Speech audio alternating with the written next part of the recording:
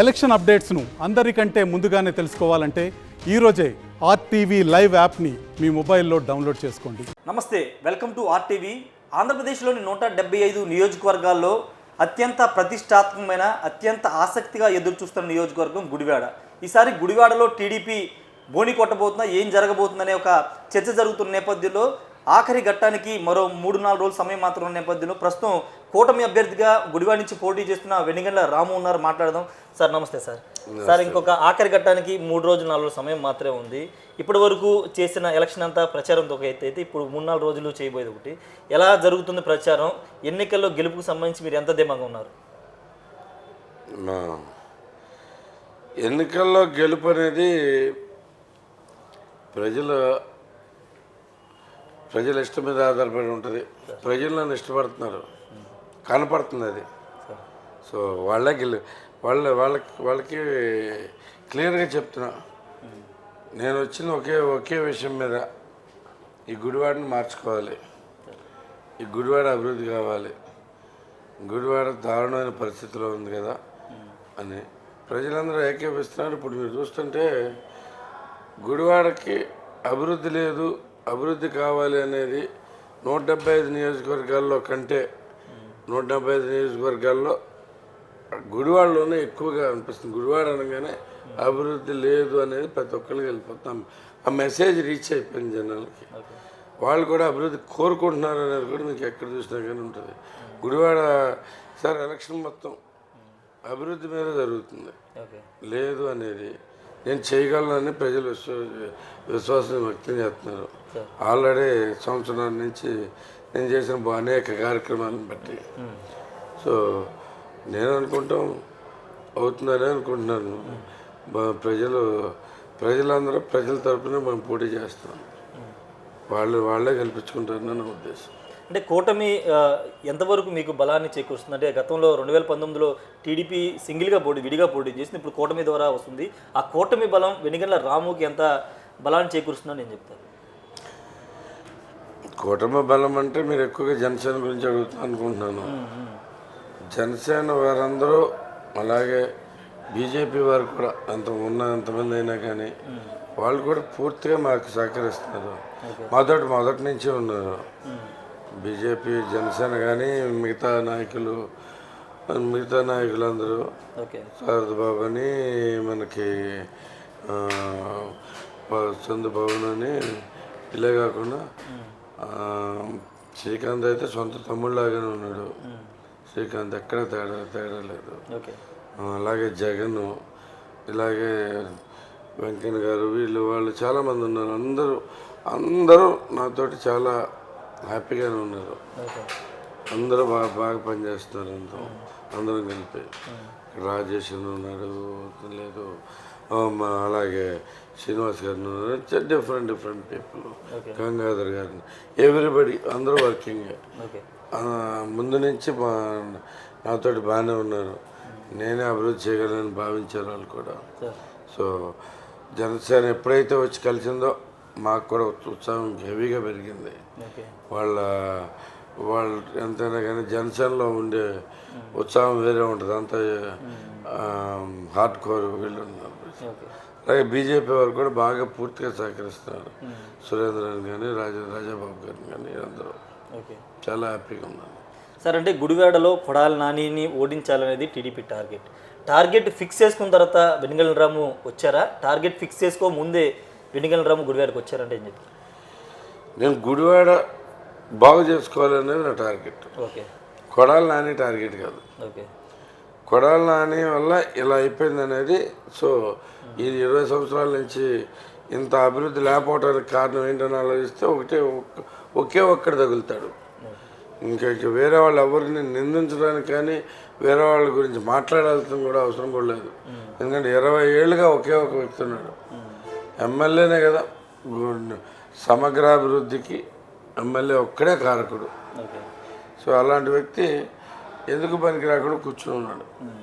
So అతను తప్పిస్తేనే అవుతుంది. కాబట్టి నేను వచ్చిన విషయం అయితే కనుక గుడివాడ అభివృద్ధి కావాలి, అదే నా అభివృద్ధి. అంటే కొడాలి నాని 4 సార్లు గెలిచి ఉన్నారు. ఆయన ఎలక్షన్ తెలుసు, ఎలక్షన్లో ఎలా ఓట్లు మళ్లించుకోవాలో తెలుసు. 4 సార్లు వరుసగా ఓటమి లేకున్నారు. ఆయన గెలుపుకు సంబంధించి ఆయన ఏ విధంగా ఢీకొట్టబోతున్నారు? మీ దగ్గర ఉన్న వ్యూహాలు ఏంటి సార్? ప్రజలే నా వ్యూహం అండి. వాళ్ళకి దగ్గరగా ఉంటే నా వ్యూహం, నేను చేసేది ప్రజలకు దగ్గరగా ఉంటాను, ప్రజలకు అవైలబుల్గా ఉంటాను అనేది క్లియర్గా అర్థం చేసుకున్నారు. ఎందుకంటే ఆల్రెడీ ఎమ్మెల్యేని చూసున్నారు 20 ఏళ్ళ నుంచి. ఎవరికి అవైలబుల్గా ఉండడు. మీకు బయట అంతా వేరే ప్రచారం ఉంటుంది, అది నాకు తెలుసు. కానీ గుడివాడ ప్రజలందరికీ తెలుసు ఎవరికి అవైలబుల్గా ఉండవు. ఏదో అవసరమైతే అప్పుడు ఎలక్షన్ అప్పుడు మాత్రం వచ్చి మాటలు చెప్పి పోతూ ఉంటాడు. సో 2 సార్లు పడతారు, 3 సార్లు పడతారు, 4 సార్లు పడ్డారు. మాకు గుడివాడ ప్రజలు మంచాడు కాబట్టి 5వ సారికి అందరూ తెలుసుకున్నారు. అబ్బాయి అతని దగ్గర సబ్జెక్ట్ లేదు, టాలెంట్ లేదు, ఓన్లీ మాటలు ఇవ్వడం వరకే మనిషి. ఆ తర్వాత చేద్దామని ఉద్దేశం కానీ, అంటే ఏదో ఒక రాంగ్ పోస్ట్కి, ఏదైనా పోస్ట్కి సరైనడు కాకుండా ఉన్నటువంటి వ్యక్తి క్యాండిడేట్ అతను. అంటే ఎమ్మెల్యే పోస్ట్కి ఏమాత్రం అర్హత లేని వ్యక్తి అతను. అంటే సార్ ఎందుకంటే మంత్రిగా కూడా పనిచేసి 2.5 సంవత్సరాలు కొడాలి నాని మంత్రిగా కూడా పనిచేశారు. ఎందుకు నియోజకవర్గాన్ని పట్టించుకోలేదు అనుకుంటున్నారు? చేత కాదు,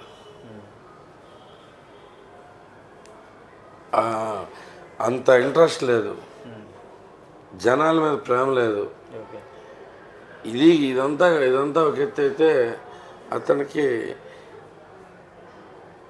టైం కూడా తీసుకోడు, అంటే ఇంట్రెస్ట్ లేదు. అంటే ఇప్పుడు ఎమ్మెల్యే పని ఇది, ఎమ్మెల్యే పదవి అంటే ఆశ, ఎమ్మెల్యే పదవి అంటే ఆశ. ఎందుకంటే ఎమ్మెల్యే అనేది తీసేస్తే కొడాలనికి 0. ఏముంది అతనికి? ఎమ్మెల్యే అనే పదం తీసేస్తే కొడాలి నాని పక్కన 0 ఎందుకు పనికిరాడు, ఏమి దేనికి ఏ పని చేయలేనాడు, ఏది చేతకానాడు అలాంటి వ్యక్తి. సో అందుకని ఎమ్మెల్యే ఒకటే పట్టు కూర్చుని ఉంటాడు. అతనికి ఈసారి అందరికీ అర్థమైపోయిందండి సీన్ అంతా.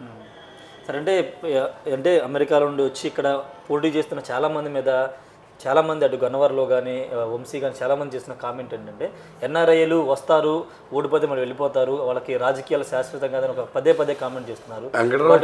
వాటి గురించి మీరు ఏం చెప్తారు సార్? వెంకటరావు వచ్చాడా? ఎక్కడికి వెళ్ళాడు?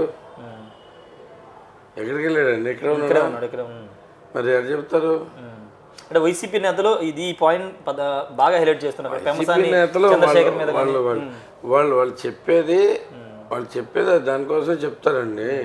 ఇప్పుడు విషయం ఏంటంటే, ఇప్పుడు నాని ఉన్నాడు, గెలిచినా ఓడిపోయిన వెళ్ళిపోతున్నాడు హైదరాబాద్, ఇక్కడ ఉండలేదుగా. ఎవరికైనా అవైలబుల్గా ఉన్నాడా? ఎవరికి అవైలబుల్ లేడు. నాయకులకు కూడా దొరకల, అందుకే ఇంతమంది వచ్చి జాయిన్ అయిపోతుంది. తెలుగుదేశం పార్టీలో మొత్తం నాయకత్వం మొత్తం వచ్చి జాయిన్ అయిపోతుంది. ఇప్పుడు మండలాలు క్లీన్ స్వీప్ అయిపోతున్నాయి. మన డోక్బర్ ఉంది, డోక్బర్ గ్రామం మొత్తం అందరూ వచ్చేసారు, అందరూ జాయిన్ అయిపోయారు మా దగ్గరికి దాంట్లో. అండ్ అలాగే ఇప్పుడు మోటూరు ఉంది, మోటూరు గ్రామం మొత్తం వచ్చారు. అలాగే మనకి రూరల్ మండలం అంతా ఖాళీ అయిపోతుంది పూర్తిగా. నందివాడ అంతే అదే పరిస్థితిలో ఉన్నారు. ఎంపీటీసీలు అందరూ వచ్చారు, మనకే మెజార్టీ వచ్చింది. మనకే ఇప్పుడు మెజార్టీ ఉంటుంది. ఇది మీరు చూసుకుంటే కనుక అంతా అయిపోతుందండి క్లియర్. సరే, అంటే అభివృద్ధి జరగలేదని మీరు అంటున్నారు. మీరు ఒకవేళ ఎమ్మెల్యే అయితే గుడివాడకి చేయాల్సిన అభివృద్ధి గురించి ఏమన్నా ఈ 2-3 సంవత్సరాలు మీరు ఇక్కడ తిరిగారు, ప్రతి ఇంటికి ఏదైనా ప్రణాళిక రచించుకున్నారా? ఏం చేయాలి? ప్రధానంగా నేను ప్రజలకు హామీ ఇస్తుంది మంచినీరండి. మీరు మా గుడివాడ పరిస్థితులు చూస్తే చాలా దారుణంగా ఉన్నాయి. ఎంత దారుణంగా ఉందంటే, నీళ్ళు మీరు వెళ్తా ఏ ఊర్లో ఆగినా కానీ ఆ ఊర్లో వాడుకునే నీరు ఆకుపచ్చ రంగులో ఉంటుంది. ఆ నీటిని వాళ్ళు వాడుకోవాలి. నీరు వాసన వస్తూ ఉంటుంది, ఎందుకంటే చెరువులోంచి డైరెక్ట్గా ఎక్కించేస్తున్నారు. ఫిల్టరింగ్ లేదు, ఫిల్టర్ పెట్టలేని పాడైపోయినాయి. నేను చెప్పి అలసిపోతాను అది వీటిలో అయితే కనుక. అది అసలు చాలా దారుణం, అవమానకరం అండి మనుషులకి ఈ వయసు ఈ ఏజ్లో. అంటే ఈ డే అండ్ ఏజ్ అంటారు, అంటే ఇప్పుడు ఈ 21వ శతాబ్దంలో ఇలా బతకాల్సి వస్తాం ప్రజలు. చాలా దారుణమైన పరిస్థితి అది. దాన్ని మాత్రం చాలా తీవ్రంగా ఖండించాలి. దాంట్లో అదొకటి, నీళ్ళు ఇవ్వటము, రోడ్లు వేయటము, డ్రైనేజ్ వేయటము, ఇవన్నీనే కాదు, ఇవన్నీ కనీసం కావాల్సింది.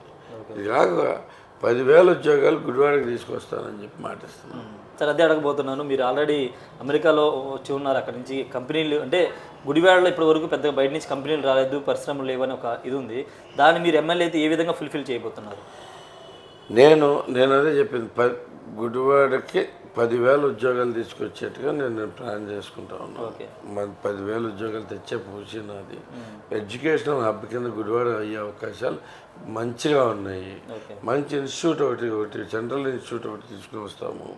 ఇలాగే డిఫరెంట్ థింగ్స్ చేసుకొస్తాం. నందివాడ మండలాన్ని హబ్ ఆక్వా హబ్ కింద చేస్తానని చెప్పి బాబు గారితో ఆల్రెడీ ప్రకటించారు ఆయన. ఇలాగే ఇంకా రకరకాల ప్రణాళికలు చాలా ఉన్నాయి. మొత్తం మీద 10,000 ఉద్యోగాలు వస్తే 40,000 మందికి మనకి ఉపాధి కలుగుతుంది ఇక్కడ. దాని ప్రకారం వెళ్తా ఉన్నాం. సరే, అంటే మీ పార్టీ ప్రకటించిన కూటమికి సంబంధించిన మేనిఫెస్టో మీద ప్రజల నుంచి ఎలాంటి రియాక్షన్స్ వస్తున్నాయి? ప్రతిపక్షాలు ఇది అసలు అమలు కావు, ఇవన్నీ దొంగ హామీలు, 2014లో మోసం చేసినట్టు మరోసారి మోసం చేయడానికి చంద్రబాబు 100 హామీలు ఇచ్చారని వాళ్ళు ప్రధానంగా హైలైట్ చేస్తున్నారు. 2019లో మోసం చేసింది మాట్లాడదాం మనం. 2019లో మోసం చేసింది మాట్లాడదాం. అది నిజమైన మోసం. అంటే చంద్రబాబు గారు చెప్పిందంతా చేశారు. మీరు ఒకసారి గుర్తు తెచ్చుకోండి, మీకు 45 ఏళ్ళకే పెన్షన్ అన్నాడు. ఎవరికి ఇచ్చారు చెప్పానండి దీంట్లో? ఇది అమ్మఒడి అన్నారు, అందరికీ 15,000 ఇస్తా అన్నాడు. ఎంతమందికి ఇస్తున్నారు? మళ్ళీ దీంట్లో ఒకరికి ఇస్తా అన్నాడు. ఇది అమలు కానీ అంటే ఇతను అంటే బాగుందనేగా. అమలు కాని హామీలు అంటున్నారు అంటే వాళ్ళకంటే మంచి హామీ మంచిగా చేశారనే కదా. దాన్ని బట్టి అర్థమైపోతుంది వాళ్ళు ప్రతిపక్షాల ఆరోపణలు అట్టాగే ఉంటాయి. ఇప్పుడు బాబు గారు ఉన్నప్పుడు ఎలాంటి జరిగినాయి? రైతుల ప్రాబ్లమ్స్ వచ్చినాయి, వరదలు వచ్చినప్పుడు ఎలా ఆదుకున్నారు, అలాగే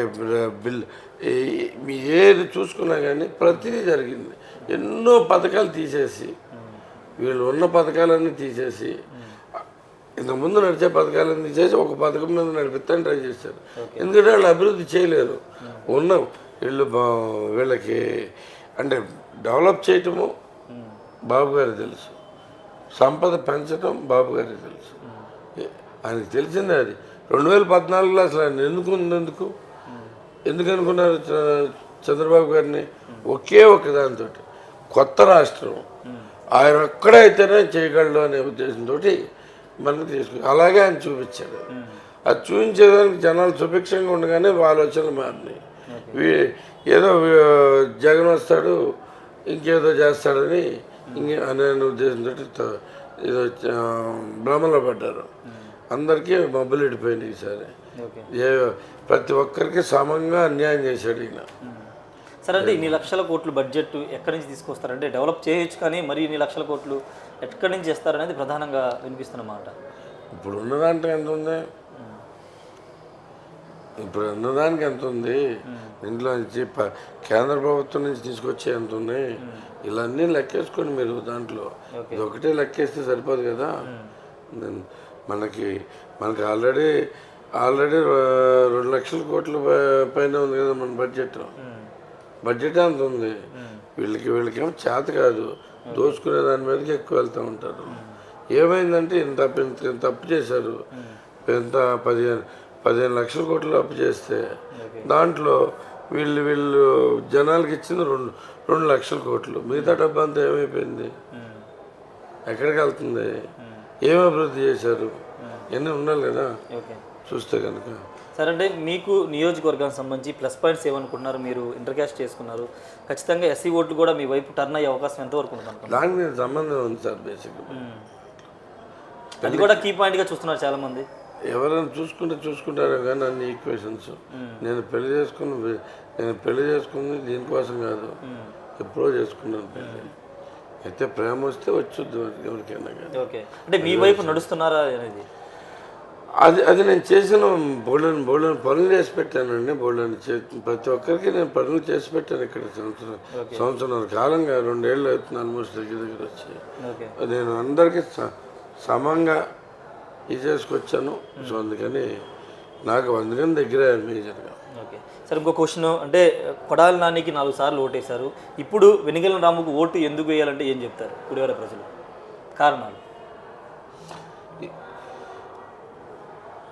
నేను చేసింది ఏంటనే చూసారు. 4 సార్లు ఓటేశారు, ఏమీ చేయడం తెలిసిపోయింది, పూర్తిగా తెలిసింది. ఈసారి ఆశలు ఎవరికి లేవు.